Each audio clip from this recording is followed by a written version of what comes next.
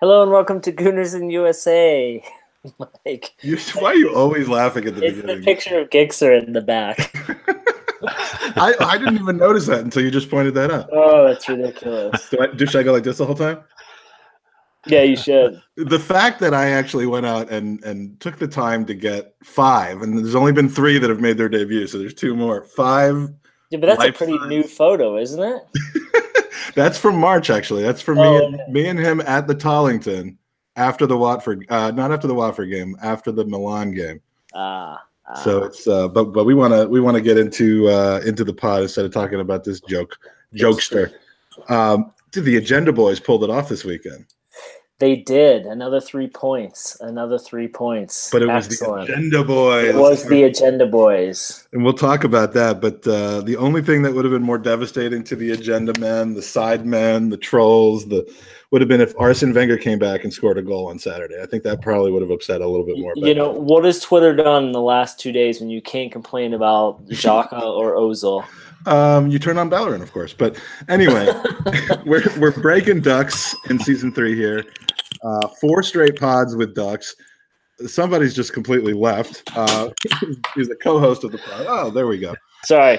But we're gonna, by the end of this season, we're gonna have less people who haven't been on the podcast than people who have. So with that said, our guest today is a man I've had the good fortune to share a pint with on 2 occasions. Make this the 3rd because I believe unlike me, he's got one in front of him. He's a man full of wisdom, of peace, of love, and of Guinness. He's a member of the Bergkamp Wonderland Podcast 16. Welcome to the podcast, David Faber, a.k.a. Gooner. Thanks for Mike, coming. thank you very much for inviting me. This is going to be a lot of fun, I can tell. I'm laughing from the start. We've been working on you for a while now, and it has been a while. I'm glad that we finally sorted something out. Yes, your schedule is almost tighter than Andy's, but no one's as tighter than Andy's, which can be said in a lot of contexts. But that's very true, and it's better tighter than looser, right? That's right. So Dave, we have a lot in common. People call you Goonerholic. Everyone calls me Baconatorholic or other kinds of holics. What are the chances we have the same last name? I mean, how did that start? How did the nickname start? You're a brother from another mother. Exactly. Poor mom. How did the Goonerholic? Did you give yourself that name, or was it given to you? It was kind of given to me at my local golf club where someone just said one day, and it stuck from there. So, very funny man by the name of Kim Ayres. He won't be listening to this because he's not a Gooner, but he's a damn good golfer, and he's, would you believe it, older than me. So I've had the name for a while, since long before I started blogging as it anyway. Well, it's very versatile and it fits perfectly. So you were born in Canterbury, I believe, in Islington, if I'm pronouncing well, in the right. Whittington Hospital, yeah, which is up at Archway at the top of Holloway Road. But we lived in Canterbury, lived there for about the first 18 months. You actually physically emerged from the birth canal in Canterbury. I'm being pedantic with you. I want people to remember. Oh, you mean the old pedantic guy? But yeah, we lived in Canterbury, within walking distance of the stadium, only at 18 months. I hadn't been walking very long when we moved. So I kind of made a move like the fever pitch guy to the Thames Valley. And our storylines are very similar from that point on, other than my dad wasn't away from my mum. And her idea of getting release from me on the weekend was to give me to him. And as he went to the Arsenal every other Saturday, so did I. Yeah, I mean, he was taking you since you were like practically a fetus, I think. Yeah. Certainly that. Which is the right way to go. Which is great, but there's a downside to it because it means that I don't remember my first game. Well, I can tell you that when you first started going to the Arsenal, Harold Macmillan was prime minister. All right, John F. Kennedy was just elected president of the U.S. Queen Elizabeth had only been queen for 8 years at that point, if you can believe that. And teams like Burnley, Wolves, and some wanky team from up Seven Sisters Road were actually winning the championships for the last time then. It was a long time ago. Let's just put it that way. No offense. Yeah. And George Swindon was the manager of Arsenal. He was. So, and by the way, was that what gave you the idea to eventually move to his town? No, unfortunately. Not to give away your secret location, but How I ended up here is really quite remarkable or it seems remarkable in the end, because the worst day of my Arsenal supporting life was probably the League Cup final against Swindon in 1969, when I had the misfortune to have a ticket. That was the first cup final I'd been to in my life, and we were supposed to walk away with the thing.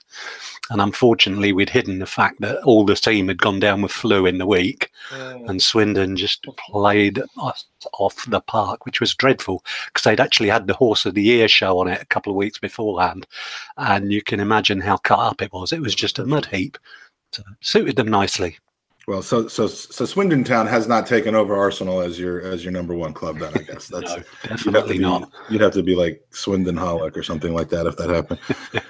So, Dave, I want to ask you, have you heard about the new craze sweeping across the Arsenal world? I mean, have you heard about Gooners versus cancer?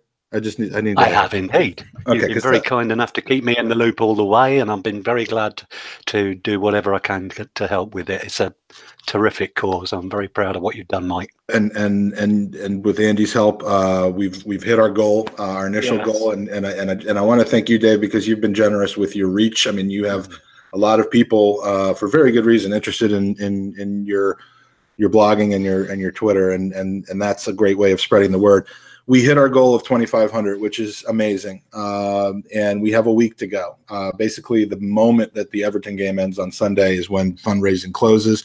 So I do just want to mention we've raised the goal from $2,500 to $3,500. We've had a lot of great donations come in. One of them, the one that pushed us over 2,500, was from our good friends at Alamo City, San Antonio Arsenal Supporters Club, of which Dave Ziegler will be joining us later in just a little bit. But and I want to send a special thank you to my new best mate, Andy. I've had to move you to number 2. Oh. You know who my new best mate is?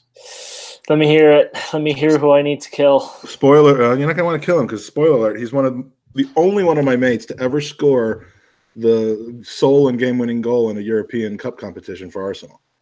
So, and it's not Joey Murphy. So, yeah, Smudge. And his first name's Alan. Yeah, his first name's Alan. Actually, he was wonderful, wasn't he? He was amazing, both in spending time with us a few weeks ago, and then as far as Gooners versus Cancer is concerned, I asked, and he readily answered that he would personally sign 3 of his new books, Heads Up, to people who generously donated $150, which is a large donation. And that's great. Within a week, we had 3 people who did that, and so that alone raised $450 for Gooners versus Cancer. And Alan didn't have to do that, and I appreciate that he did. And we will certainly want to also thank Jack Stevenson, Jack the Truth from London, Kayleigh Higginson from Nebraska. Jack, right? Yes. Dave? Yes. And Rick Hicks from Missouri, who does the editing for a couple of our fellow Arsenal podcasts. So. We just want to send a special thank out for those donations, and once everything is done, we'll really properly recognize everybody. But we'll have an update next Sunday. I'm really looking forward to the end of this and to giving that big check, which I did get one of those big fake checks. So you did? Yeah, I did. I'm taking this seriously, man. I don't do things half-ass. So thank you all for not being skint. Anyway. We're on to the 2-game weeks now. We're done with these 1-game weeks. Every single week, other than the interludes in the next couple months, is a 2-game week until we get knocked out of the League Cup. And if we don't, it's 2-game weeks every single week until January. So it just seems like this year, I don't know why, it seems this year it's more congested than any other year. 29 games in the next 17 weeks. Do you have any idea what that means, Andy? Because I don't. It's a lot of football. It's going to be a lot of rotation. But with that much football happening and historically how Emery treats the Europa League, I could see us getting kicked out of the Carabao Cup sooner than later. I really could. I think he's really going to go with kids on that, and primary focus is going to be on those bigger trophies. I would love to see them beat Brentford, though, because if they do, I'll get to. Depending. I'm sure they will. I'm sure. I'll get to see the next round, which we lost to Forest. I'm sure. There's enough big players who aren't getting you look at the Danny Welbecks, the Lenos, There's only one of the. I hate when people do that. They add the Lenos. I mean, there are actually two Lenos, but there's only one. You got to think there's enough players in our you've got enough players in each position that aren't getting the playing time. I meant of that caliber. So Lichtsteiner is going to probably feature in all those. And so I think we'll win a couple of those Caribou Cups, but I don't think he'll take it that seriously. But 29 matches, is that what you said? 29 in 17 weeks. That's crazy. It is ridiculous. So, Dave, you want to talk about Newcastle? I was hoping that your appearance would come on after a win, and we were so rewarded. So we were. Thank goodness. Take us through Newcastle. Yeah, we'll quickly talk about the first half. Not much happened. Mike, I felt like from watching, we statistically controlled the match, but I felt like Newcastle were on the front foot a little bit more. I mean, their corner ratio to ours was way larger. They felt that they were more threatening on their attacks. And I felt against a better side in our final defensive third, we're in danger. And, I just wanted to ask, do you think we've improved since Chelsea defensively? And I'll preface that by saying there were a couple moments in the match where Mustafi passes the ball back to Czech for him to clear, and he's frustrated, like he screams with his, and throws his fists in the air because Czech's clearance went out for a corner, I believe, and it's like, well, you put him in that situation. Yeah. So is it still us getting used to this system, or are we just shockingly terrible in defense? Because I fear against the better side, we could have been down 2-0 at the half. Well, and fortunately, the better sides don't come for another 7 or 8 weeks. We'll find out with Liverpool what ends up happening there. But I do think that we've started to show some signs of improvement. Maybe not on the playing from the goalie in the back with your feet. That's going to take a while though, and maybe a change in personnel. But it's still early doors. But as far as overall defensively, the consistency of starting the same back four on a regular basis does seem to be having a bit of positive impact. I mean, there's a partnership growing, however slowly, between Mustafi and Socrates, which leads me to believe that when Koscielny comes back, it might not be the best idea to just have him be an automatic name on the team sheet as one of those two guys. I mean, other than Mustafi completely falling on his face and getting saved by Socrates about 20 minutes into the game, I do think that there is some improvement. Dave, I mean, how many times have you seen an episode like that, except the ball ends up in the back of the net? Absolutely. And you have the situation. I think there was an improvement in as much as Socrates played like we expected him to play. He played like we saw him play when he was in Germany. And I was very impressed with him on Saturday. But as you say, it was only Newcastle. And when I say only Newcastle, for the first 20 minutes, we didn't really get a look in. We were under an aerial siege. And I agree the point about Petr Cech being is going to take time to get used to playing the ball out with his feet. But we've got to remember the guy's a goalkeeper. Goalkeepers' tools are their hands. So not many of them are used to being asked to play in that way. It will take time. I hope he masters it, because I think the other sides of his game, he's been excellent. His shot stopping, his positioning, he's been playing extremely well and better than he was last season, probably. Yeah, we haven't let him soft goals. No. We've just been put under pressure unnecessarily because of our kind of nervous play at the back, I think. Yeah, absolutely. And it was disappointing to see the goal at the end as well for them, which came about because the middle two defenders got dragged across towards the cross. Nobody filled in behind. Bellerin was slow getting back, and that's not to have a go at him, because really that should have been for Mustafi to drop back behind him. But, to leave Kieran Clark unmarked at the far post, we kind of got what we deserved. But it's not the first time that something like that has happened. No, we'll because, you've seen Monreal exposed at the far post as well, with the two being dragged over to Bellerin's side. Yeah. It's a feature of our game we have to iron out, and quickly. Yeah. Yeah, let's jump into the second half where there's a little bit more action. We see Torreira come on for Guendouzi, which I thought was welcome. I love Guendouzi is a very tidy player. He likes to move things quickly, but I thought he lacked. There were a couple moments in the match where I thought, why isn't he tracking quicker? Why isn't he trying to get in front of a player with the ball? And I just felt that, I don't think he played bad, but I just feel like when we're lining up the way we're lining up with this starting 11, Lucas appears to be the better player to fit into that system. And based off of that 45 minutes, gentlemen, I'll hand it over to you. For me, I feel like he should be welcomed into that starting 11 starting, Thursday night. I think he's just been absolutely superb. Mike? Yeah, I mean, I fear that we're going to see him start the game on Thursday night, which more than likely means he won't on Sunday against Everton. And I don't really want that to be the case. I think it should be the opposite. But yeah, I mean, don't get me wrong. Guendouzi, especially in this game in the first half, I mean, he continues to impress.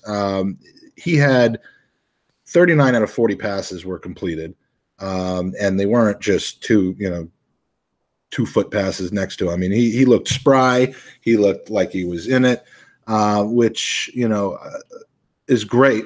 It's good to know that he's at that talent level. But I have been dying for more Torreira Xhaka action, and we've already seen Torreira partnered with Guendouzi when he came in. I believe the second half of the Chelsea game, where we really offered nothing going forward, having taken Xhaka out of the game. So. I've never been known for my tactical nous, which is, I love that. The nous, no one says that over here. But it seems like the obvious thing is that to unleash the true Granit Xhaka, he needs to have Torreira behind him. Yeah. Not necessarily Guendouzi, not necessarily El Neni, but Torreira specifically. And in the second half, when Torreira comes into the game, boom. I mean, it's an instant impact on Xhaka especially. Dave, does Torreira need to be in the lineup from minute one? I would say, for my part, I would prefer that he was, but I can understand why perhaps Emery is being reluctant to go full hog with him at the moment. There is one, he doesn't speak very much English, I understand. Two, historically, players who come from abroad into the Premier League take time to adjust, and it even happened to the players like Thierry Henry and Dennis Bergkamp, who took time to settle in. So I think he's being very careful in bringing him along so that he is absolutely ready to contribute when he does start him. But you're right, on Saturday, when he came on, all of a sudden, we had the zip we didn't have in the first half. He became the metronome of the side. He moves the ball quickly. And his first pass, I think it was, he found Lacazette, who was whacked from behind. Free kick, up steps Xhaka, and Xhaka played it. Let's face it, it was a glorious kick. And for all the people that have been giving him stick, it was a good moment. But, I think we will end up with him behind you. I do think that it will end up being Torreira +1. I don't know who the one is going to be. I think it could be Guendouzi, because I think he started much better than we had a right to expect of a player from that background. And if that's the case, is the +1 Guendouzi or Xhaka? There's not a place for all three of them on the pitch. No, there's not. And you got to think at this point, you have to take the tenured player from me when you're learning a new system and you're looking for players to grow within that system together. You got to take the tenured player, and that would be Xhaka. I think Torreira would fit nicely with both of them, but I'd rather have the international experience. And again, love what Guendouzi's doing, but let's just give him time. And let's go to the goal quick, because as David said, it's a beautiful strike. And Mike, what I loved about the goal was we had two players standing over the ball that I thought both of them could crack this, and put it on net. And I really thought that Lucas was going to be the one to take it. But for me, it's, that's a perfect range for Xhaka. It's a beautiful goal. I'm not sure the keeper could have done much about it. And, I love the celebration because we know, because we had friends in the stadium, we'll get to it, there was a song being sung about Xhaka probably in the first half. And we'll get to that when we're ready. But I love the fact he basically turned around and just did the whole "go fuck yourselves" because it's the talking. It's a special dance called the "Go Fuck Yourself." Yeah, it is. It is, but it's a beautiful goal, and it's what we expect of him from that position. But I mean, it was a crack and a half. You know, he's got the thunder leg. In open play. I didn't necessarily know he had that kind of the spin and the placement ability either. And everyone, including the announcers in the game, Herrera was going to take the kick. So, I mean, it was beautiful to see.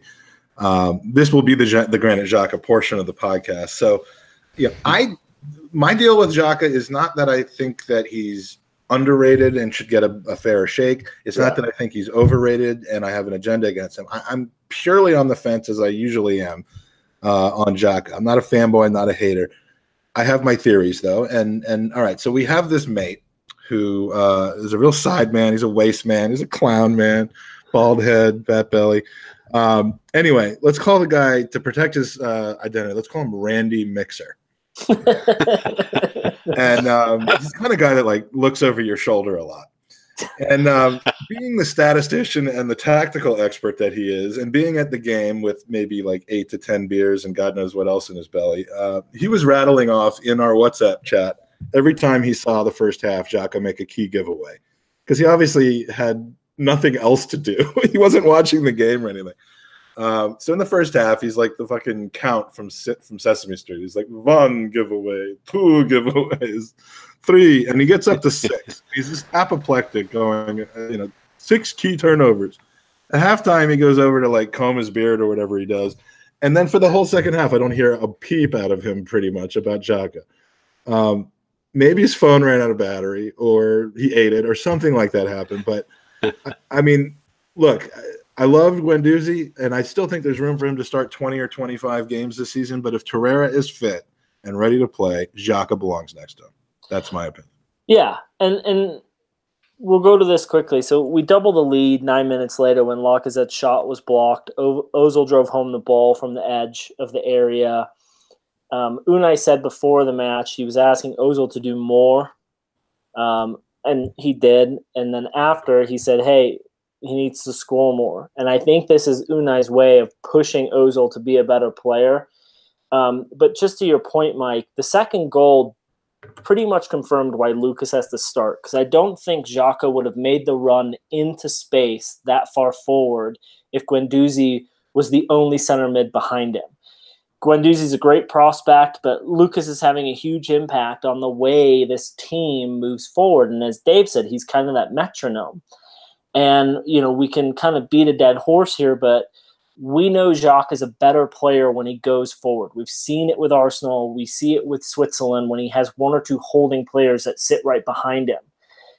When you have Lucas in that position, you're able to allow your center mid, so him and Ramsey, to kind of stroll forward, and they've got that coverage.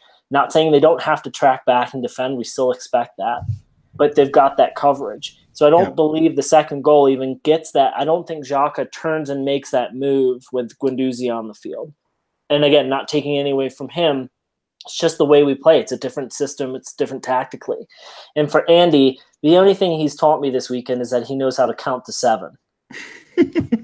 Yeah, which we weren't sure about before. So Xhaka's never in that position. And I'd love to quote Tom Canton from the Gooner Talk, who said, "You're on your phone more at games than DT," which I thought was a great bird. Yeah, I mean, Torreira definitely. No one other than Torreira has. I mean, I don't remember seeing Xhaka in that position before. So, I mean, whether it's Guendouzi, Ramsey, Elneny, Danielson, it doesn't matter who's next to Xhaka. Torreira gives him more freedom. Dave, I mean, in that regard, a lot of people on social media and even the announcers at the beginning of the second half were surprised that Guendouzi was the one to come off rather than Xhaka. I mean, at the risk of beating the dead horse a little bit, I mean, on the scale from 1 to Donald Trump, how dumb are those people? No, seriously. I mean, tell me about your deployment of Xhaka and whether you think he really is freed up by Torreira more than the others. I think that's a fair point. My personal take on Xhaka is his problem is his inconsistency. I think the crowd want to take to him. I think most have, but there is always someone who's looking for the figure to hate, and it's easy to target a guy who's not playing like that every week. I thought he was excellent against West Ham, deserved to keep his place against Cardiff, but he had one of those raggy days against Cardiff, let's be honest. But again, on Saturday, I thought for all that he might have spilled the ball a few times in the first half, I thought generally he was competent, confident, and gave us something that nobody else does.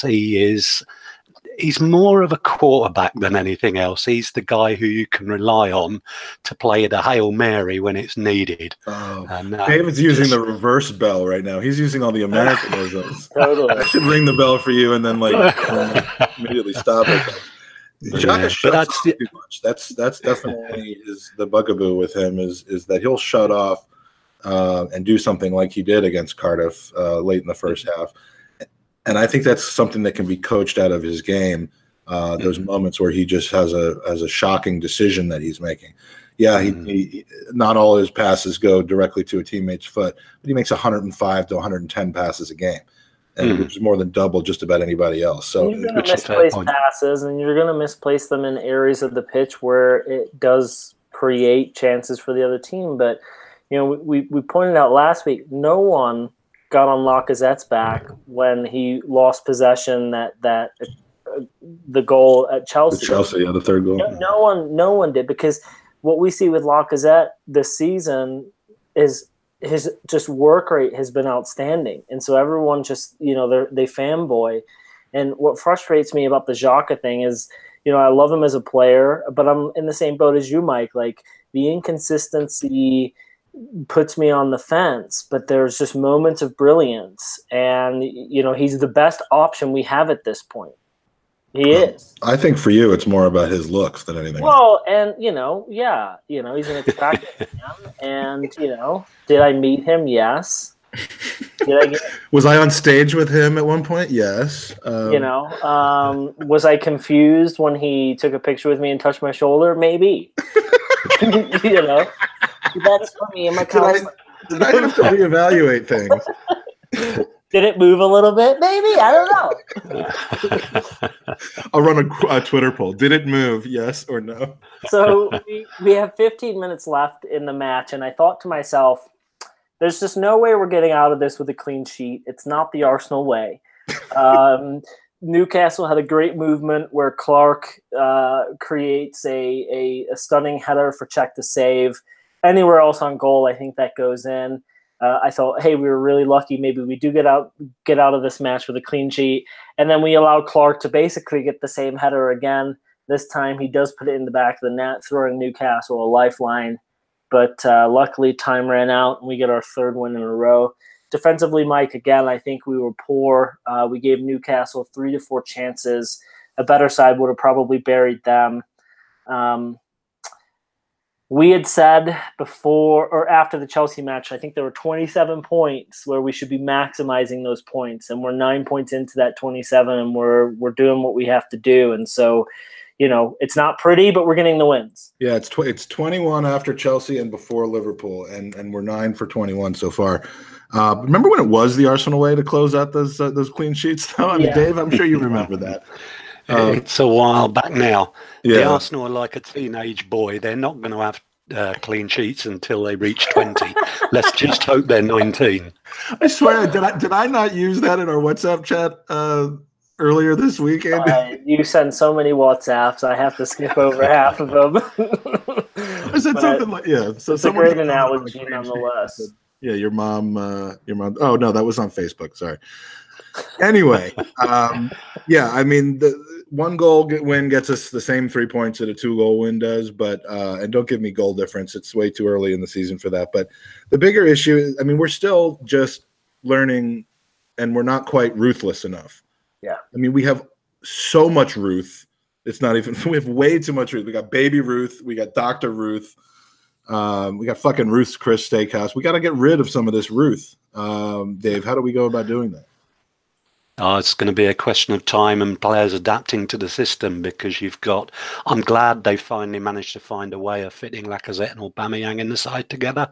But Aubameyang's taking time to adjust to being back out on the left-hand side, because he was used to playing up in the centre when he was last in Germany, and he started there here. But unfortunately, he can't play with his back to goal, and that's why Lacazette has to be in that position. But I think once those two have sorted out that they can interchange in the same way, if you had a look on Saturday, Ozil and Ramsey were interchanging between the right and the centre.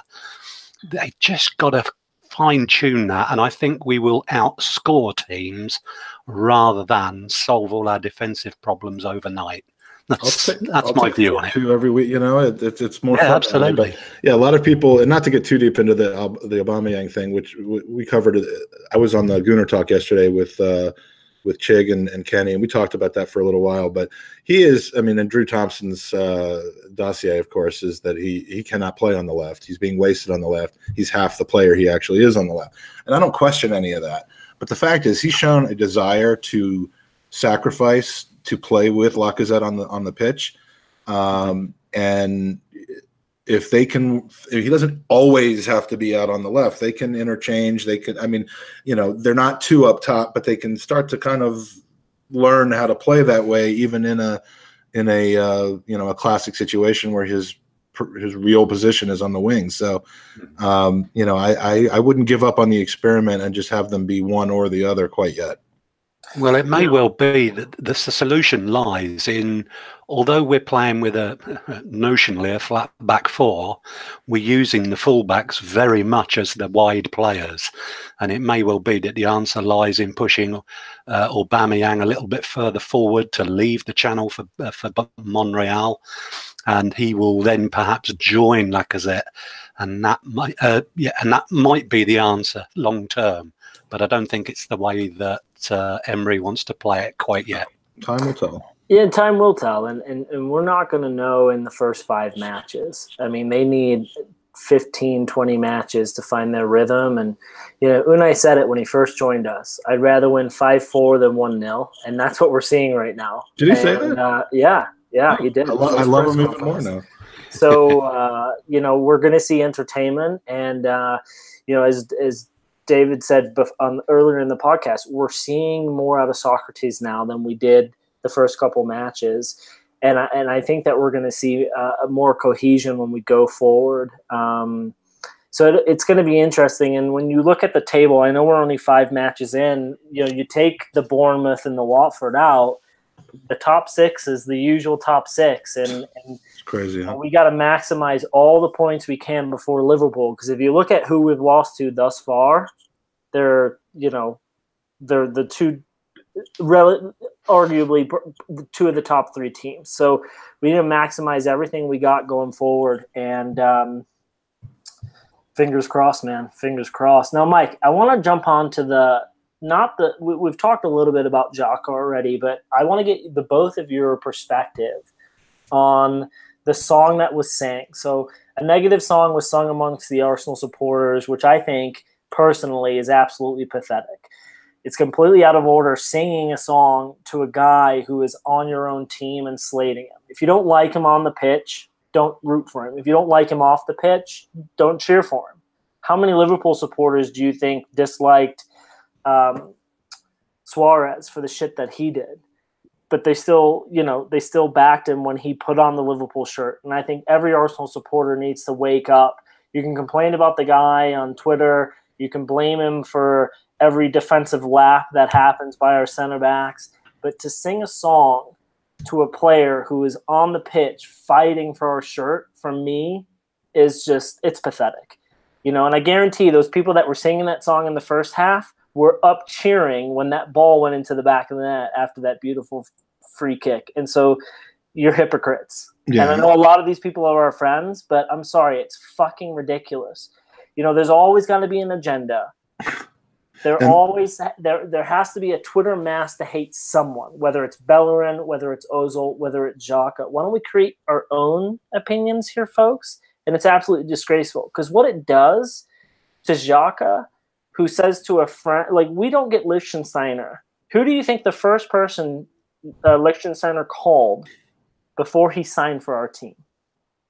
You know what I mean? Like, if we're going after some big name players, and the first thing they do is they call one of their friends or teammates on the team, and they go, "Hey, what's it like playing for Arsenal?" The fans sing shitty songs to you when you have 2 bad games in a row. It's not worth coming here.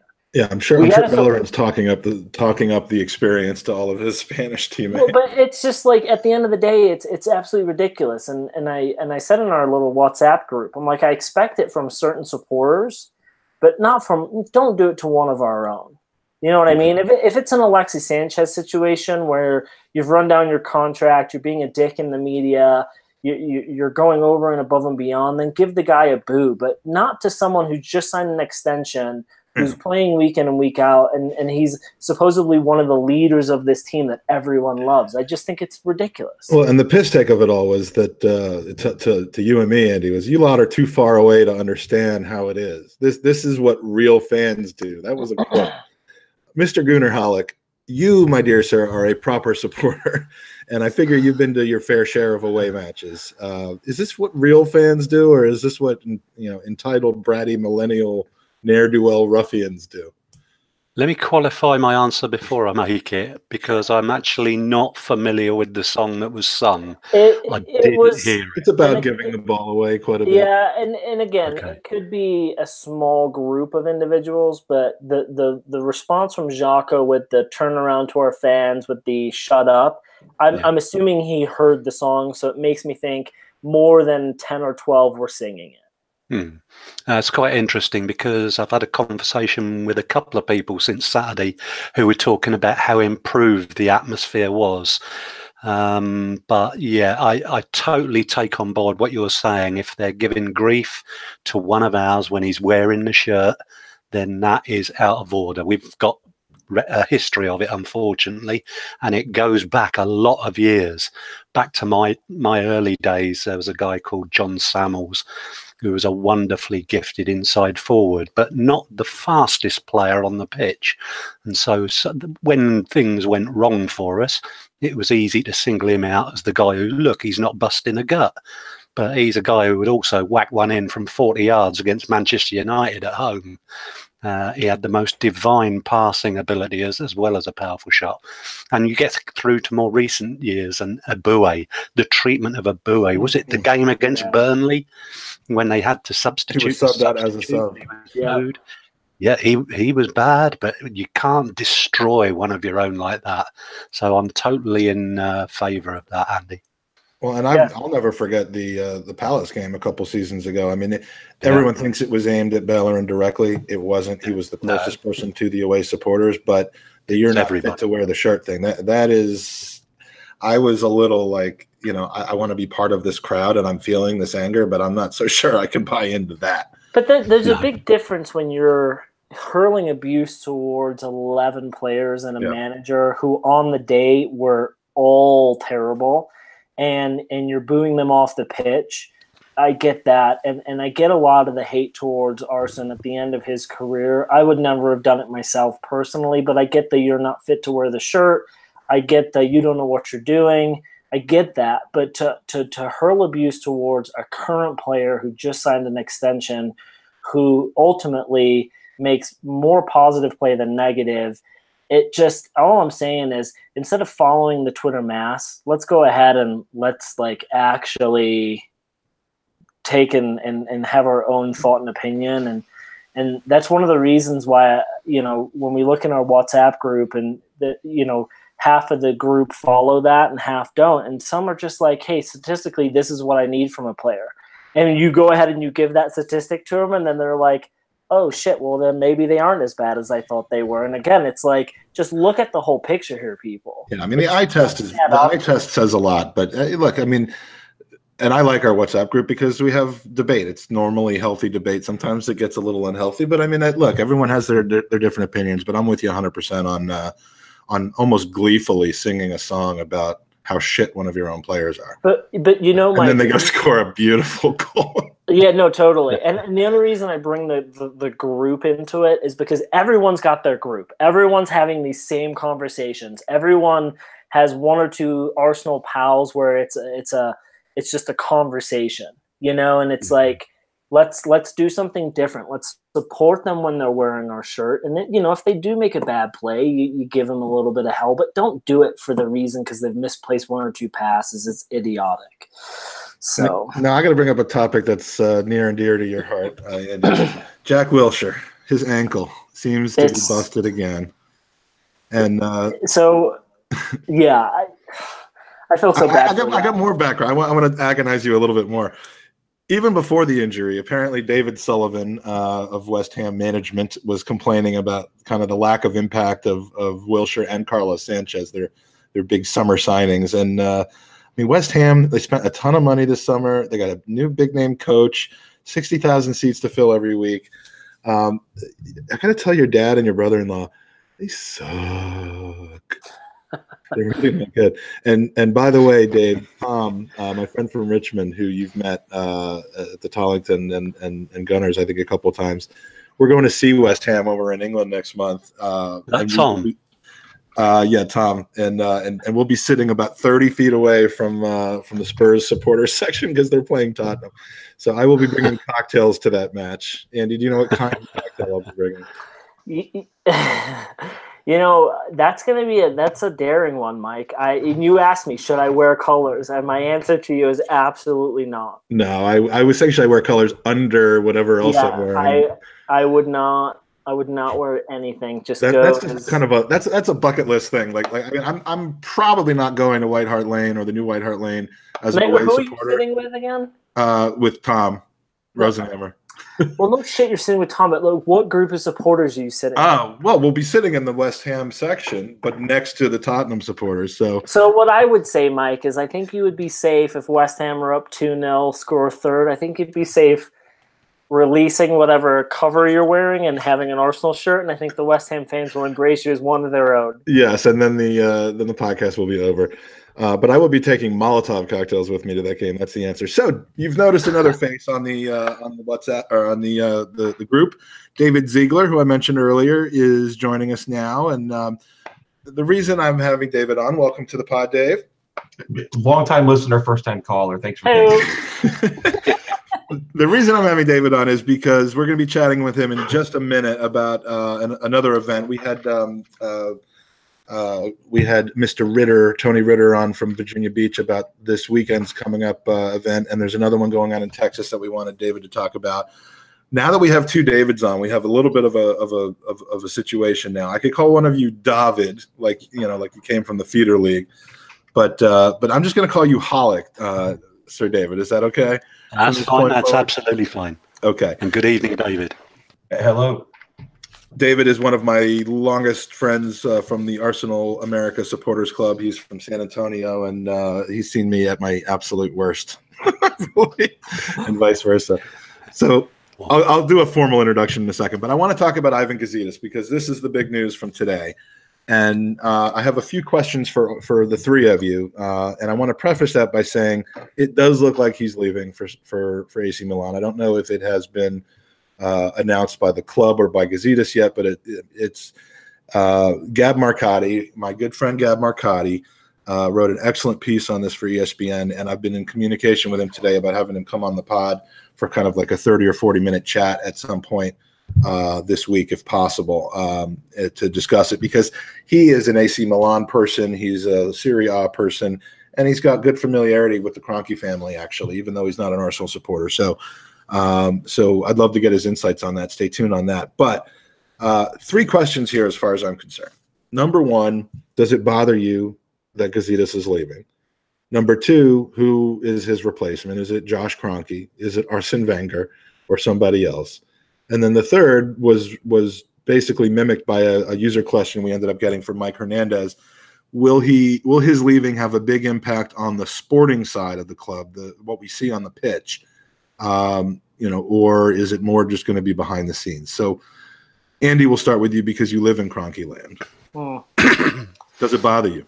It doesn't bother me, no. I think that a lot of respect has to be thrown his way with all of the bullshit that he had to put up with the stadium being built, having little to no budget, having to work against Arsene. I think it's really surprising that he leaves at this point because he's put all that hard work in, and now it looks like we've got ownership who have money to spend, who aren't leveraging Arsenal against their LA Rams deal. So everything looks to be going forward.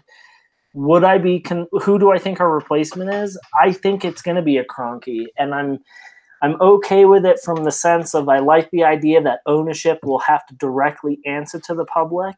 I think Josh will be under the microscope more than Ivan would be.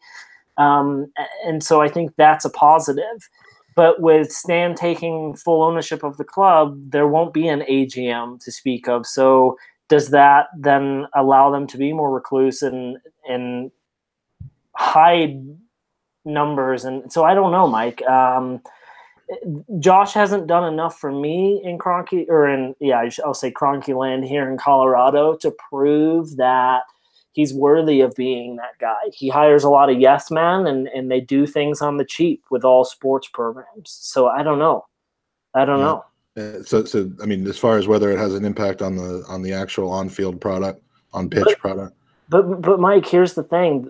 Their teams are turning it around slowly in the U.S., and that can only be a good thing for Arsenal because they are hiring young coaches. They're bringing in new systems. They're building stadiums. They're investing in youth. And so if the Avs keep winning, if the Rams keep winning, and they start seeing more money in their bank accounts, why not take your largest sports franchise and do the same? So it's just a weird scenario right now. It just seems so strange he would leave after putting all that hard work in the last 10 to 15 years. Yeah, it's weird. The timing is weird. But Hollick, you've seen Arsenal chief executives come and go time and time again. I mean, does it bother you that he's leaving at this point? Not particularly, but don't take that as a criticism of the guy, because as Andy said, he's had a lot to put up with in his time, and he's kind of been the clutch between the Kroenkes and Wenger, and he was put in pretty much impossible situation. And like Andy, I'm surprised that he's chosen this time to go, but there are suggestions that he may be on some kind of profit share if he's able to rebuild Milan to where they were, which would make it a very attractive proposition. Number two, Kroenke getting complete control probably robs him of a little bit of the power that he had. But the third and the biggest thing is there was a big rumour going around at the end of last season that room was being made for Josh on the board. Now, I think originally they were talking about him becoming the chairman. But why would you want a chairman on an American-style sports board? Why would you want the older guys who are on that board at the moment? I suspect we're going to see a complete redrawing of the upper echelons of management at the club, and Josh Kroenke will play a major role in that, I'm sure. Whether he ends up being the CEO or whether he ends up being the CEO's boss remains to be seen. And so do you think that, I mean, I guess you've kind of answered do you envision any kind of scenario where the Kroenke family brings Arsene Wenger back into that level? I would be extremely surprised if Arsene were to come back in if asked. Okay.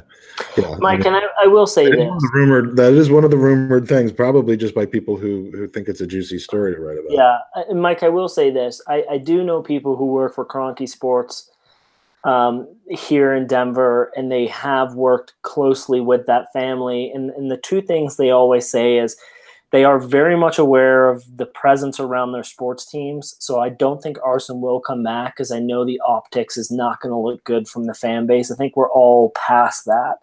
The other thing that I've heard is that Josh is ultimately a lover of all the sports that he runs, and so he will be in this for passion. He's not going to be like his dad, where he comes over I think he will take this, grab the bull by the horns, and go. So it'll be interesting, and apparently he's a nice guy, whatever that means, but it'll be interesting. He's not as aloof as his dad, apparently. No, but I think as Hollick said, it all points in the direction of Josh taking over and being that head honcho for Arsenal. And if that's the case, at least you have the decision maker writing the checks, and there's no balance. Everyone answers to him, and that's the best way to do it. I love how when you're pulling from deep within your psyche and you're coming, you look up to the ceiling. That's how you can tell when you're really pontificating on something. It's like, So now one more thing to make you self-conscious about. Sorry. So Dave, having been on the podcast for 20 minutes and barely had an opportunity to say a word, what do you think about the whole Gazidis situation? He's been there for 10 years, and everyone when Wenger left said 22 years was never going to be seen again. I wonder if in the CEO space 10 years isn't maybe that limit. And there comes a point where you have to kind of move along. But when he came in 10 years ago, Arsenal jokingly was referred to as a real estate company that happened to own a football team. Because we were still dealing with the move from Highbury over. We were still redeveloping that. I think we were still putting the finishing touches on a recycling plant to replace Ashburton Grove. We're doing all these other things. Everything was around real estate. Everything was on the commercial side. And I think that's maybe where Gazidis spent most of his time. But the football department until last year was Arsene Wenger. Now there's a football department. Yeah. There's I don't know how you say his name, Sanehi or whatever. Raul, we'll just say Raul. And Sven, and we brought the guy in from Sky Sports to do the contracts. They brought in about 3 years ago. They brought in a new commercial officer, it's Venkatesh something. I can't remember his name. But he's been responsible for a lot of that. But again, 10 years ago, we were a real estate company, and everyone's kind of given Gazidis a lot of credit for building the global brand of Arsenal and reinstalling now a football side. So maybe it is time. And bringing in a guy like Josh, who's going to maybe want to come in, if he's the guy, who's going to want to come in, want to be passionate, as Andy said. Maybe that's not awful. It's just great points. My only concern with the whole thing is, and I would not count on Ivan Gazidis to be a culture carrier, but Vic Akers is gone. Pat Rice was a big departure a couple of years ago. The only guy left that really has that long-term Arsenal vision is Ken Fryer. Well, I would say Sir Chips, but Ken Fryer, he's still technically on the board. So is he the only guy left that's going to have that kind of connection to the Arsenal past? And are we really moving into something totally new? And David, your points are fucking awesome. And great. I mean, seriously, unreal. Like, I didn't even think about the whole real estate, and maybe the right guy at that time was Ivan, and now we've seen this huge shift. But I'm going to go to Hollick here. Respectfully, you've been supporting Arsenal way before I was even born, and these guys probably even knew of the club. So we looked in the dictionary to see how many ways we could call you old without offending. I've earned these wrinkles, let me tell you. So from your perspective, is what David was saying, is maybe the culture shifting and changing around the club. Are you okay with that? I mean, I guess it's a good question for all Arsenal supporters, but are you ultimately all right with it in maybe 2 or 3 seasons being a completely different board and just a different setup, and Arsenal going in a completely different direction? Yeah, absolutely. I am. I think we've got to. All things have to progress, and all things have to push on to the next level. And if we're going to get to the next level, then we need clear direction and clear leadership from the top to start with. And we need someone who's going to put quality onto the pitch, because we're going to have to be competitive with the very best in Europe if we're to make the whole thing work, and if we're to make it worth all of the hassle that we had. To put Gazidis into the perspective, he came along, I don't think he officially started until January 2009. So the whole building process had happened by then. That owed everything to Ken Fryer and Danny Fisman, and the 2 guys that came on who enabled us to get cheap financing, which was Keswick and Lord Harris. So that's why historically they're there. No one's going to mind if Keswick goes and if Lord Harris goes. People, I think, would like to see was good for something, finally. I never knew he was good for anything. Well, I tell you what would be popular if you took the edge off a very harsh structure by promoting someone like Bob Wilson into a senior management position, or Frank McClintock. There are guys around, Alan Smith even, who you had on a couple of weeks ago. I think they can sugar the pill, if you like, but no, we have to progress, and this is the way forward, and we've got to live with it. I hope it works. And the first thing Kroenke did, Josh, when he took over most control of the Avs, is he made a guy named Joe Sakic his general manager, who would essentially be the equivalent of a Thierry Henry. I mean, the guy is a legend. No one will – his name is in the rafters. I mean, he is the epitome of what the Avs were back in their heyday. And so that's the one thing Kroenke did do, is say, who can I surround myself with, even when as far as bringing in another legend to be the head coach at a time no one wanted to touch this team. And that ended poorly, but there were other reasons for that. It wasn't Kroenke related. So it'll be interesting to see what change and mold this franchise goes in, because it's exciting, Mike. I think the removal of Gazidis could be a very positive thing for this club. First of all, imagine what it must have felt like to be a longtime Liverpool supporter, and all of a sudden Fenway Sports Entertainment owns your club. You know, these guys from the Boston Red Sox. I mean, it's who, I don't remember whether they bought the club before they broke their streak of horror or whether that came after, but you know, they're of course a very successful franchise now in the United States, and they're turning Liverpool that way as well. But you know, for me and Gazidis, if he wants to fuck off to Milan, then go. I mean, I've evolved on that. It is weird, the timing, like we've all said. If it destabilizes the club, then I don't like it, but I don't think it necessarily does, unless he starts tapping up the people he brought here to build his team over there, which I have to think that's not going to happen. But if it does, then we are back to some instability. But you know, I think on the pitch, I think we'll be fine again, as long as that team is in place that we've built.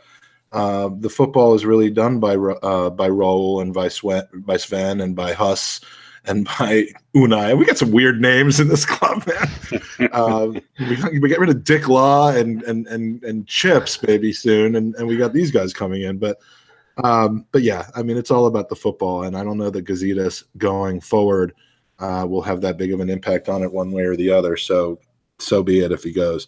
I think Andy made a good point a minute ago too, though, about Josh. If it's going to be Josh Kroenke, I like how we know him on a first name basis now, right? So if it's going to be Josh, that in Denver, a lot of the stuff you read out of Denver, whether it's about the Nuggets or about the Avs or whoever else, it talks about his passion. That he does have a lot of passion. It may be the opposite of Stan, who has that persona of being quiet and you know, very stoic. But there were stories when he first took over the Nuggets. I think one of the first things he had to deal with was Carmelo Anthony, who was trying to push his way out. And he held on, almost like we did with Alexis Sanchez. He kind of held on to the trade deadline and moved him on for more than he probably could have gotten if he had traded him at the time everyone thought he was supposed to. And George Karl was the coach at the time. And he said, these guys played poker. These guys really played poker. They had a good young GM there too, right? I forget what the guy's name is. But I can't remember. I'm not a big basketball fan. I was just reading the story about it with respect to this development. But sometime after the fact, Josh actually was quoted. George Karl said they played poker and they won. Josh Kroenke was quoted as saying, "I want everyone to think we're stupid," and that was the line. That was the full thing. He has no problem just kind of hanging back. He's got a lot of passion. I don't care what the rest of you think. Think less of me. That's fine. I'm going to come in and surprise you. Yeah. Underestimate me, you know? And the best thing is, if we are going to have a Kroenke take over for this team, we want it to be Josh and not Stan. Stan's passion right now is in Los Angeles with this NFL team and with this stadium rebuild and everything. He's trying to become the Jerry Jones of the NFL, or Jerry 2.0. The best thing we have right now is Josh. And then you can see that. You see him at NBA games sitting with Ozil. He seems like he's part of this team. And as David was just saying, we're seeing a young guy come in who can be on the same page with a lot of our players, and they're going to trust in him, and he's going to, you know, for better or worse, he's going to turn to them and say, this is the vision I have. And I don't think we would have re-signed Ozil if it wasn't for that relationship. So let's see what happens. It'll be interesting going forward. And Josh has a sister too, by the way. What was that? Josh has a sister too. I don't know why we're just discounting her. She could come in. Well, let's take a look at her. Is she hot? I have the slightest. I have no idea. Google. You know, yeah. You'll come up. We'll go back to him in a minute for the picture. Also, Josh also owns more than one suit, unlike his father. So if we make multiple cup finals, he won't look the same. She's all right. All right, so we'll come back to you for the number rating in a minute, and then we will lose all of our female listeners, both of them. Speaking of listeners and Gooners and people who like to get together and forced segues, the Gooner Roundup, Dave. Before we get on to user questions, we have Dave, just to give some background of our relationship. He's become a good friend of mine, traveling around the U.S. to mingle with fellow Gooners. We've crossed paths in London, in New Orleans, in Los Angeles, in San Jose, in New Orleans, in London. He hit on my wife, actually, in a pub in London in front of his own wife and my children. It was horrifying for my children. They left the house after that. But you are, I think you refused to be called the leader of the Alamo City Arsenal supporters because it's more of a family and a mutual thing. But you're heavily involved, wouldn't you say? I'm one of the main enablers. Enablers. That is a better a better term. I think for our board, it's just there's an enabler, vice enabler. Yeah, we just have those. I mean, if Alamo City, which is San Antonio, Texas, for those of you who don't know, if they're not the most like deviant and dedicated and extreme Arsenal supporters group, perhaps in the world, I don't know who is. I always think of Delta House from Animal House. It's that times two from what I've experienced. But yes. It's the greatest group of people. And if you go to Gooner, which is if you're outside of the U.S. or you haven't been to a gathering, if you go there, you will meet everybody because they basically bring their entire group, as well as spouses, as well as future spouses, as well as children and pets. Everybody's there. But what we're talking about, though, is an upcoming event. And this weekend, I believe there's a Ohio gathering, and then there's the Virginia is for Gooners gathering that all of Virginia, D.C., Maryland, and possibly North Carolina, if they made it through the hurricane okay, will be coming to, and I'm looking forward to that this weekend. But a week after that is the Gooner Roundup. And David, I would love for you to tell us a little bit more about the event, about who's coming, like what types of people are coming from where, and what are people going to be doing? Well, you're touching on these these regional meetups that are occurring across the U.S. They're happening all over. We've got, you mentioned Ohio, Virginia. There's Carolina Gooner Fest that happens, I think, later in the year. There's a Midwest meetup. There's a Heartland Gooners meetup that's usually around Kansas City and some of those groups. There's one in Michigan now, the Michigooners. Some of the branches up there have been passing it around. But there had never been one, wrong. There had been a couple of meetups in Texas. Austin had one about 3 years ago that we went up for. We traveled up, they took a cool picture, and we had a good time. But there was never a name for it. We just did it. And I think it may be something unique about the Texas branches. We all tend to just kind of get along and really enjoy each other's company. We do a lot of stuff together. When we come over to Gooner, the Texas branches all seem to end up together in some location. In fact, the reason I have a horrible voice today is Friday night, about 7 or 8 of us from San Antonio decided to get on a plane or take a car. We all went up to Dallas for really no reason. And surprised, we didn't tell them we were coming. We just surprised the Dallas Gooner Society. We just walked into their pub and started drinking beers at 7:30 in the morning. Basically like going to Newcastle or even Glasgow or something like that from London and just surprising your mates at the pub. Yeah. We got there before they did. In fact, funny story, we got in there. There was like 8 of us, 9 of us, something. And we're off to one side of the bar, and some guy in an Arsenal shirt walked in and came over to us and said, "Hey, it's my I just moved here. It's my first time in the Dallas pub." We went, "Well, welcome. You'll never see us again." But, gave his kids some stickers and hung out. He was actually a really cool guy. And we didn't scare him off, which was even better. Once the Dallas people got in, they got to talk to him. But we hang out with the Dallas guys. We hang out with the Houston guys. There's a group over in El Paso that's formed and is taken off.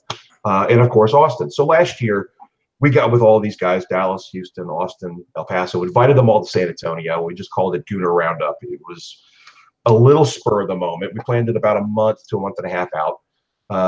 But it's not Gooner Gras. Gooner Gras is kind of the big daddy of regional meetups, right? I mean, everyone knows what that is. Really. It really has become a national meetup, if not international, with people from London and Hungary coming. But last year we had about, I want to say 70, 80 people. Came from as far as Arizona and California. We had somebody in from London, actually, came to Roundup last year. Well, and I know on this year's you've got at least a handful coming from DC, Virginia, and other areas. So the event this year is in Austin, right?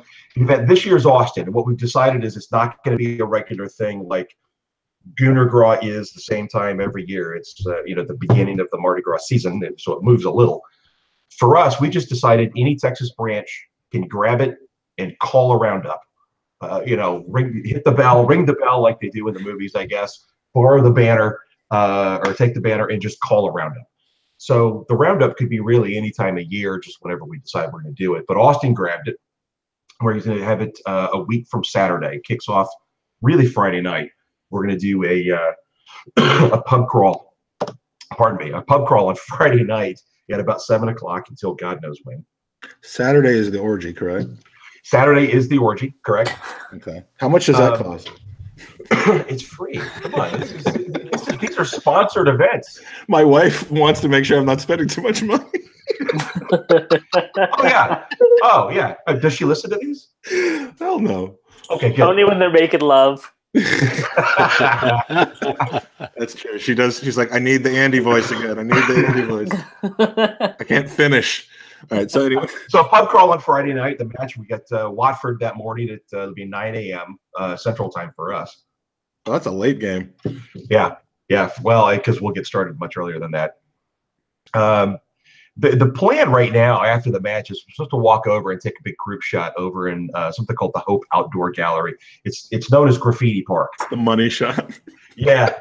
Well, here's the downside is they said, it's only 0.2 miles, which sounds like nothing. I've actually not been to it, and some people here have warned me it's uphill. So you're going to have to climb some sort of a hill to get up to it. So I just see a bunch of people puking all the way up a hill up to a graffiti park. So this is going to be a really interesting video. Come to Austin and pledge a fraternity, basically. Yeah. Well, again, it's a Delta house out of ACA. I'm gutted that I'm missing this year. It intersects with a business. I do work with a business conference I have in DC that weekend. Otherwise, I was planning on being there. But I'm sending a few emissaries in Super Ryan Lourdes and Tom Rosenhammer are coming. So they're gonna give me the scoop. Down there too. Who? Oh, Joey Murphy was going down as well. Yeah, I believe so. Yeah, we've got some people from Michigan coming. We've got a lot of good feedback. It's a party, but it's a better party with Joey Murphy. Let's put it that way. I saw actually a message on the event. I think they put an event on Facebook. I don't know the person who posted this, but they said they were coming from India. Oh, nice. Is it I don't think they're coming just for that. They didn't just misspell Indiana. No, I'm pretty certain.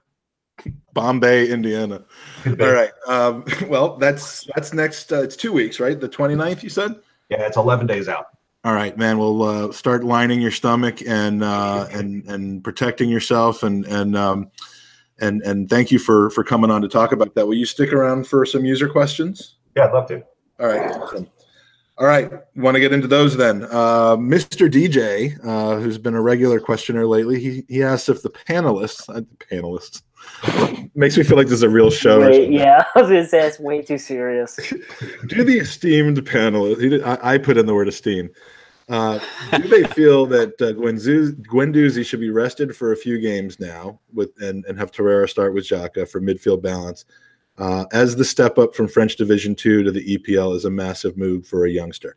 To the extent that you want to add anything to what we've already talked about on this whole midfield three, Hollick, any thoughts on whether he should be rested just from a too quick standpoint? No, while he's playing well, let's use him and use the time to get Lucas accustomised to the Premier League and accustomised to England and speaking a little bit more English.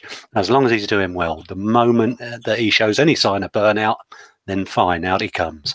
Okay, and you think with his personality, perhaps as opposed to an Alex Iwobi talking about agenda boys, but you think he could probably mentally survive a quote unquote demotion to give him a blow, give him a breather, a little bit better than maybe someone who loses their confidence after being taken out of the lineup? Yeah, I don't think the guy came here with any expectation of playing as much as he is. I think he was coming here expecting to learn his trade, but he's just hit the ground running, and he's earned the opportunity. Expecting to be loaned.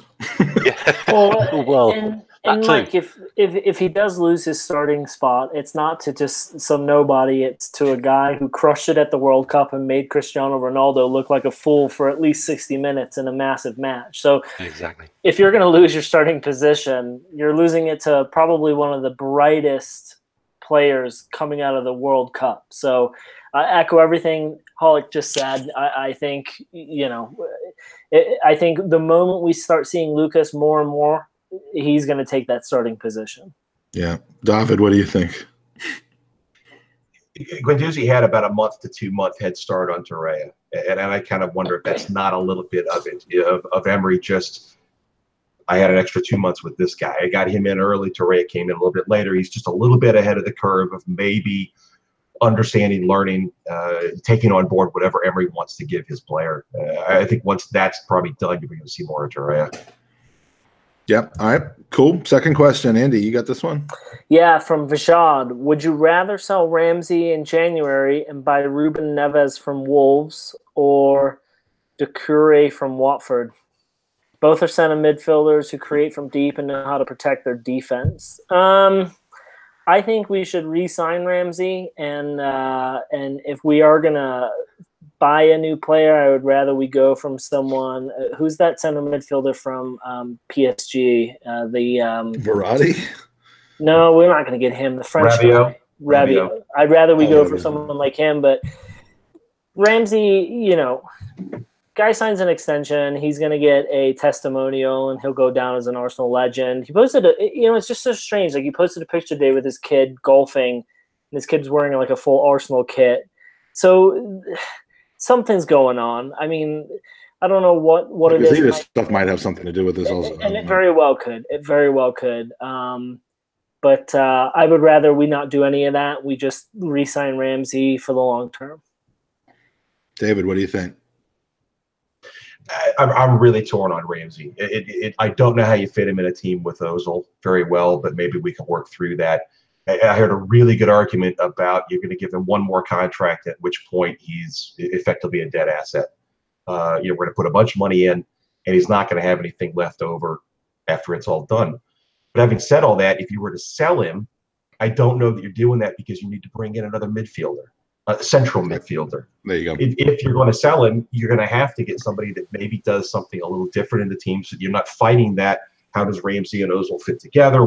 Where is Xhaka? Because it almost feels like we've got 3 or 4 guys who want to play right down the center of the pitch and spray balls around. So we're kind of shunting people off into these positions that are a little awkward. That wasn't even an Englishism, but I agree with that point so much. I'm giving you a bell. Oh, thank you. I don't know what that means, but okay.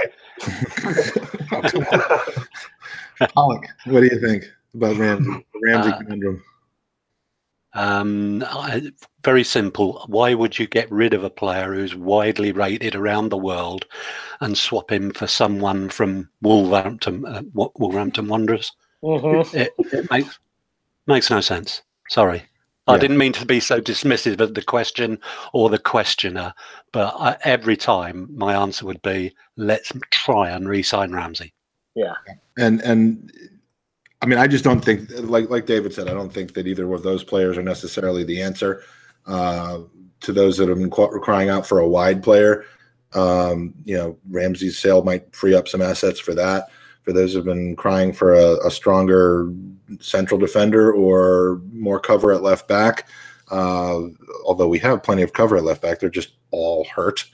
Then the money should go there. Frankly, if Ramsey hasn't signed by the January transfer window, I'd sell in the January transfer window. I don't want to play the Ozil game with Ramsey. I don't want to kind of keep my fingers crossed and then maybe I mean, when did we re-sign Ramsey or Ozil? Was it before the end of the January transfer window, or did we go into February wondering whether we'd lose him on a free or not? It was like the last week of January, I think. Was it might have been before the window shut, but either way, I don't want that dynamic. I'd rather sell him, and I'm torn about playing him right now until and unless that contract gets signed. But again, I don't know what the tone of the negotiations are. If there are negotiations going on, I don't know whether it's the team not necessarily committing. So, I can't. It's not as clear cut as Alexis Sanchez situation was, but it is somewhat starting to become more like the Ozil situation was, and I'm not liking that. But you think if the manager was talking to the board or the executive saying he's not in my plans, he wouldn't be playing. Well, he came out and said he wanted to build a team around Ramsey. Exactly. So but that's just power for Ramsey's agent to now say, well, we want an extra 30 because of what the manager just said. But all right, next question from Phil. Is it Bevan? Phil Bevan, a donator to Gooners versus Cancer. Thank you for that. Thank you, Phil. It still feels at times we're not playing to certain players' strengths, i.e. Ramsey, Ozil. Should Emery stick to his guns or adapt? I'll probably give it until November, December, unless we're well off the pace. So I'll let you guys think. I'll quickly answer. And I think anyone who hasn't heard the Gary Neville discussions from a couple weeks ago really hit it on the head. These players need to buy into what Emery is putting on the field. He said the moment that the manager starts playing to the player's strengths, everything goes out the window. And he even said at Valencia, where he was manager for a short time, he didn't give himself enough time to push the players to buy into his system. He started buying into theirs. And, if the player doesn't fit into your system by a certain amount of time, then you move them on and you bring someone in who does. So, as David said a while ago, and Michael, go to you, it's kind of hard to see how Ozil and Ramsey will fit into the same squad, but we're only 5 matches into competitive football, and he's got a plan. And let's get the contract negotiations signed. Let's get both of those players into the system. But I think the players have to buy into what he's putting on the field. It can't be the other way around. Yeah, I couldn't agree more. I had heard that Neville had made comments. It's an unbelievable, forget he was a Man United player. Forget that he destroyed us so often when he did. Just go in and listen to that 4 or 5 minute argument he had with Jamie Carragher, because it's what he says is just mind blowing, and it's a very honest opinion from someone. Oh, that conversation! I thought this was just this weekend. No, it was a couple. Okay, that I did hear. Honestly, in the Premier League over the last 5 or 6 big team rebuilds, let's call them, is that when you bring in a coach who has a strong preference for a specific type of system, like Unai Emery does, what you're going to get is a team that doesn't have instant success with that system because he's playing with people who were brought in by the previous regime. And, we could potentially pick up more points. I mean, although this season's gone pretty much according to plan, we could pick up more points if we tried to maximize and squeeze the most out of the lemon that we currently have with our current players. And I don't mean lemon in a bad way. I just mean from a fruit squeezing way. But unless you have the special kind of management where you can get your players to adapt to just completely different systems and go from one to the other, you have to push forward with your system and make it through 2, 3, maybe even 4 transfer windows to get the personnel that fit your system. And maybe there's some growing pains in the way.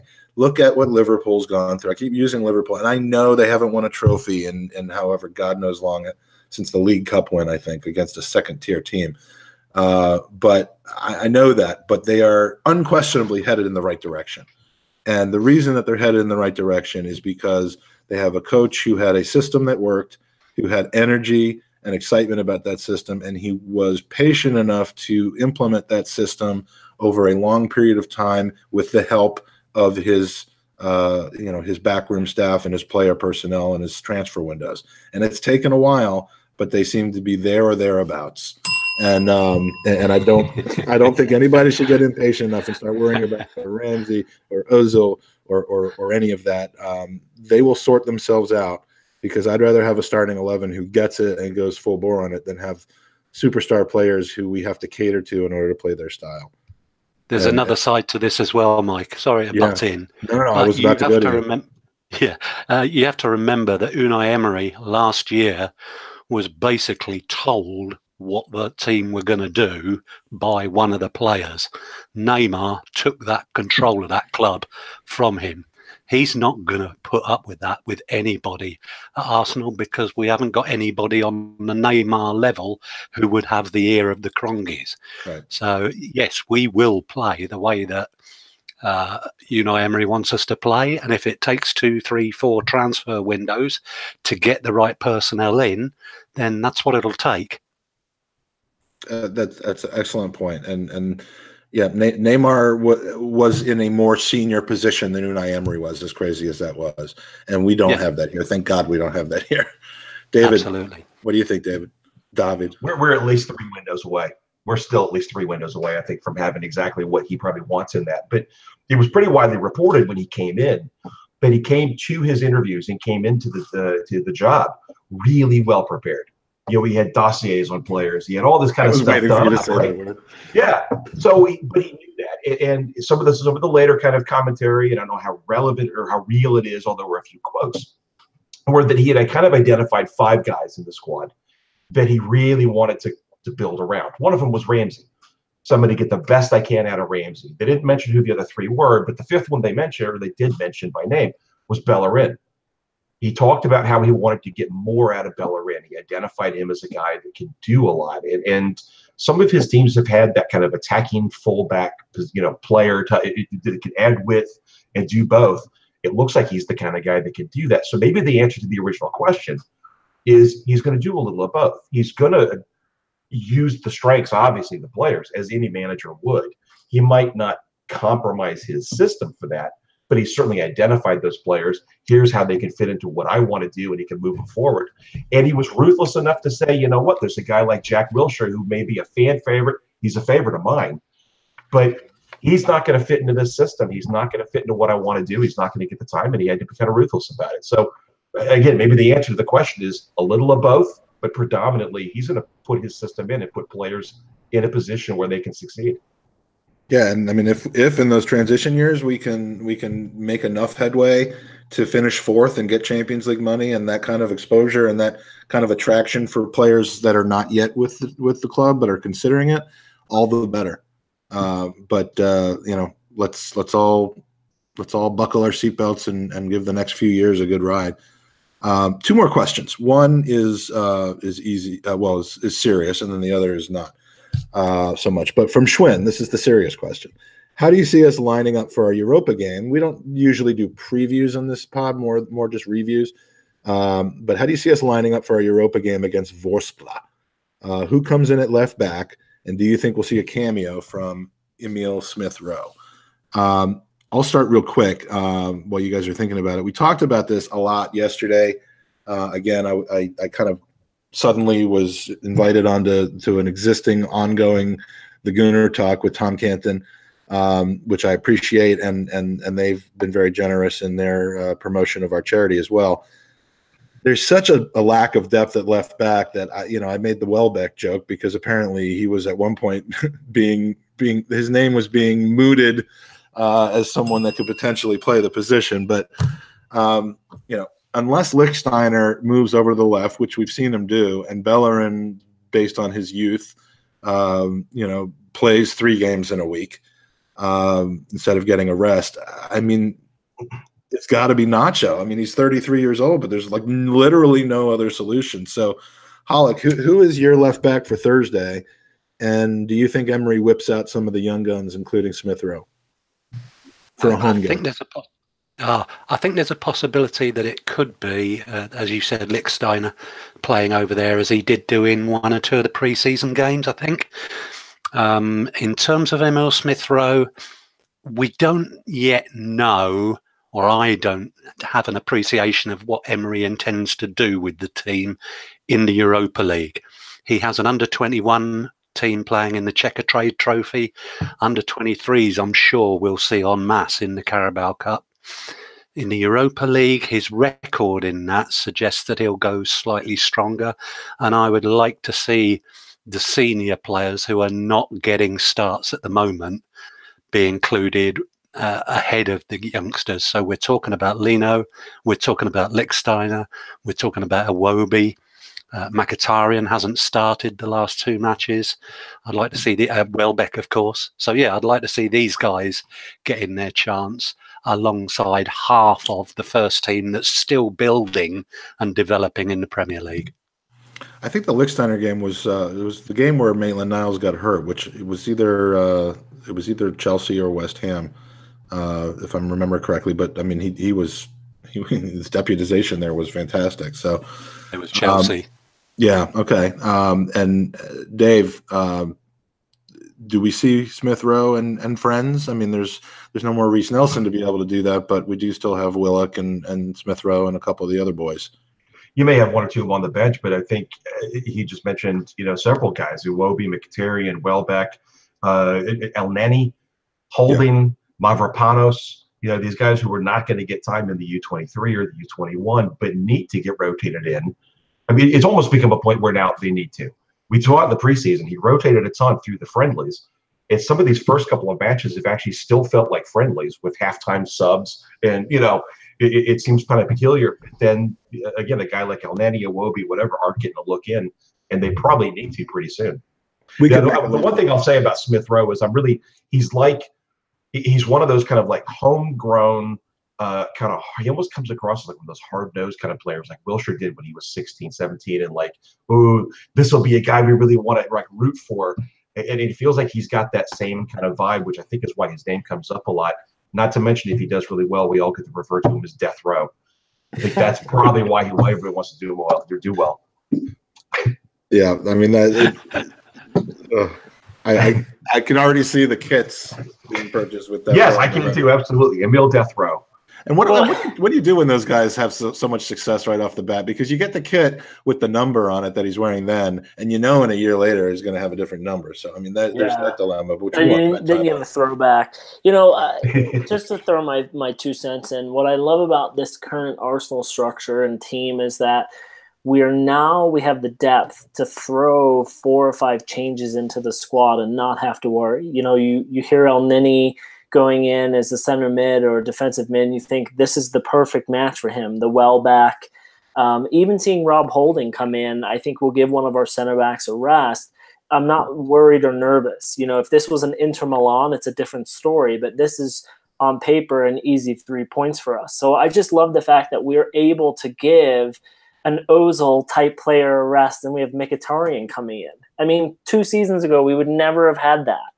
We know how tired Ozil must be from the last few weeks. Yeah, but it's like even having seen a little bit of Iwobi that we've seen this season, for him to be thrown into this Europa League match and him wanting to prove a point, based off of how well he's played thus far, you see this being the opportunity for him to show the coaches, hey, I've got it, and I should be given more of a shout. So I just love that we have the depth, because it's one thing we've longed for so long, and now we're comfortable with it. And it gives us a couple, we've got Everton at the weekend, and then I think Brentford right after, right, Mike?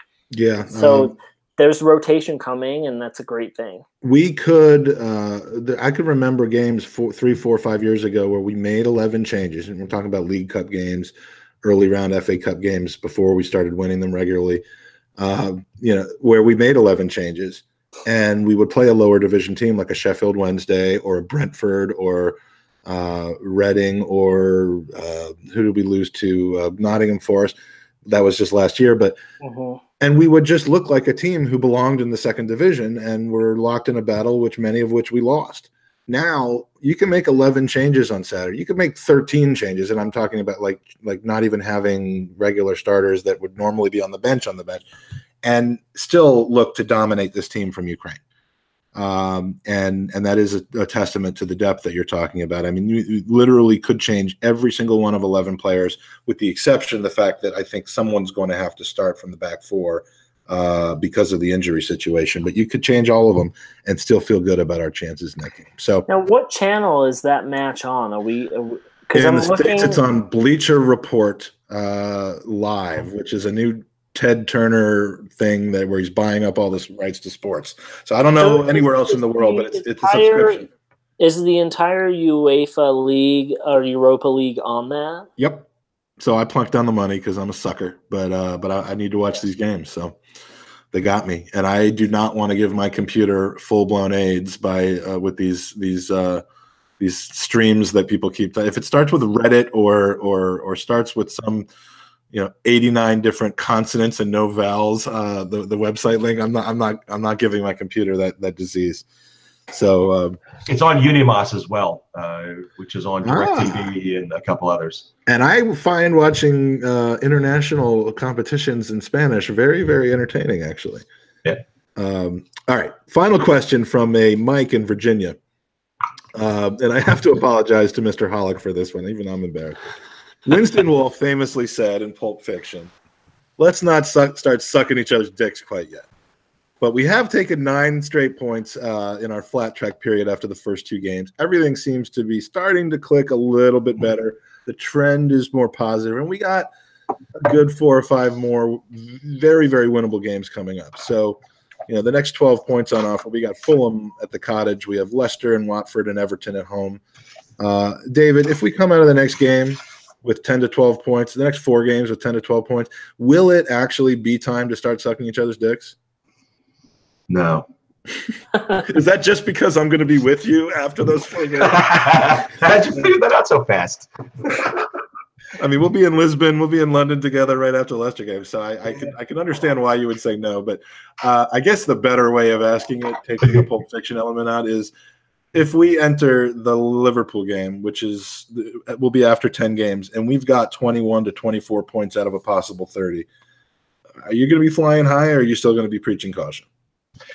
I think for me, there's another piece to this, and it's how we do it. So we're 9 points on the trot right now, but we still look a little pedestrian in possession. We really do. We can move the ball a bit. We can move it from the back third into the middle a bit, but there comes a point where it just seems to slow down, and it feels like he hasn't got his system all the way in. I think we can roll over a couple of these teams just on the strength of some individual talent. These next matches, actually, I think the Everton match is going to be really challenging. But after that, we should be able to get a few wins, even not playing well. But if we go through to go back to the question, if we 12 points out of the next 12, and we're starting to look like we're really clicking, that midfield's getting the ball into the forward third a lot faster. It's all kind of coming together. You start seeing, getting excited about it. Not just the results, but you're seeing what happens. Is the system taking over? Then I think we start getting excited. But and then Liverpool comes to town, and it's like, I'll be at that match. Actually, I'm really excited to be at that one because I was at Liverpool back at Christmas. That's right. You were at the 3-3 game. Good luck. Yeah, that was a great trip. But that was the one where you hit on my wife. It was. That's right. Yes. I actually had my mom with me too. And your wife. It was my mom's first visit ever to the Emirates. First visit ever to the Arsenal supporters clubhouse. We took her to the Gooners pub, and she was singing along with the away boys. And she was having a grand old time. But she got to see that, and she told me later on, the only thing I was afraid of was it was to be one of those 0-0. Draw. I wanted some excitement. I was like, you got some excitement. I'd say that worked out in your favor. Yeah. Hollick, what do you think about your state of mind if we enter November on where we've only dropped 6 or 7 points? Or 6, I guess it can't be 6 or 7, 6 or 8. Yeah, it's no kind of boundary for me that I'm going to be judging us by what we do against Liverpool, by what we do particularly. He has to hit the ground running against Tottenham because those 2 games are going to be huge this season. I can see him pouring all of his energy into that game when it's coming closer. Emery. Yeah, but as long as there's some degree of improvement and we give Liverpool a contest, then the result becomes less important. The performance, though, is everything. So, no, the next few games, not for me. That's not the boundary. Let's develop over time. All right, well put. Andy, did you want a chance to weigh in on this? No, I agree. And if you look at our fixture list, I mean, honestly, besides Liverpool, we go to December before we play. We have Tottenham and United back to back. So, you know, from now until December, we should be maximizing points, and we are going to drop some. But as the other guy said, it's all about performance. You know, if we're going to lose a match, but we've played well, like it happens. But, you know, Liverpool they're so strong on paper and they have yet to lose. And I mean, that's the team we have to be beating. Yeah. I mean, we'll use the next 6 games to continue to hopefully gain some confidence and try things out to see what works. But by the time the Liverpool game approaches, that's where you got to start saying, okay, now we really need to start winning the games that we absolutely. And for us to be, you know, we were talking a while ago, what is our expectation with this team in this season? And mine was be in the mix in April.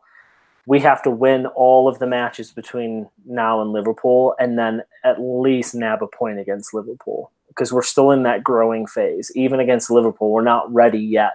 I would say by December, the Christmas period, that's when this team should be flying. And I would hate to get to Tottenham and Man United back to back and have to say we need those 6 points, because, you know, we're probably not going to grab 6 out of both of them. Yeah. So, you know, those are the 2 matches where you're like, okay, yeah, we beat Liverpool, we can lose there. But, you know, it's growing pains, my man. Yeah. Well, the last 5, 6, 7 years under Wenger, the more the wobble started to kind of happen, the more we would drop points against teams that we shouldn't have. Mm-hmm. And that was always kind of like a clear indication of this is really starting to go. And so what we all seem to want is for Emery to really steady the ship, you know, build a nice solid foundation. That means that when you look at these next 3 or 4 matches, those are games that we're supposed to win. We need to just win them, not drop points. And the results, I think, will take care of themselves. What I'm more interested in is David said, is that underlying performance. Am I seeing the system get implemented and really start to kind of develop there and come to fruition? That's what I want to say. Well, gentlemen, this has been a wonderful podcast. I think we've had some answers and discussions and topics that I wouldn't have expected to get so deep into, and I just want to thank both the Davids for joining us today. It's been a fun one, a long one, but you know, why not keep talking if you're having fun? Quick reminder of Gooners versus Cancer. I mentioned it earlier in the podcast. We have 6 days remaining to get to our updated goal. David, I did give you a shout out earlier for pushing us over $2,500. Thank you very much. He was the one who broke the seal on our goal and forced us to raise that goal to $3,500. We've had a couple of donations come in from some of my family members today to bring us up to about 2,700. So we're rocking and rolling, and we just have a little bit more to go by the next weekend. The website is goonersversuscancer.com, or goonersvcancer.com also works. They both point to it. It will be shutting down for donations almost immediately after the Everton game is over next weekend. So if you or your group or your pub or whomever you're raising money with, if you are doing that, please try to get those in as soon as possible. And thank you from the bottom of our heart for doing that. Our event that this is feeding into, our Leukemia Lymphoma Society event, was yesterday. I'm exhausted from it. We raised, including the Gooners versus Cancer money, over $43,000 so far.